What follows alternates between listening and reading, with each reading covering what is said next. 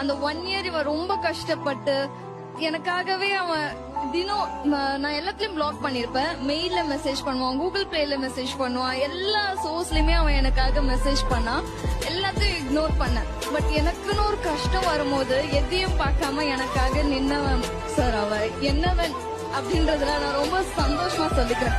இப்ப எனக்கு யார் வேணும்னு கேட்டா, என் அப்பா வேணுமா, என் அம்மா வேணுமா, இந்த உலகத்துல எனக்கு யார் வேணுமான்னு கேட்டாலும் யாருமே வேண்டாம். இவன 7 ஜென்மமும் என்கிட்ட கொடுங்க, புருஷனா வேண்டாம், என் குழந்தையா. I will take her in like my baby, sir. I love you so much and I'm sorry for everything, Patu.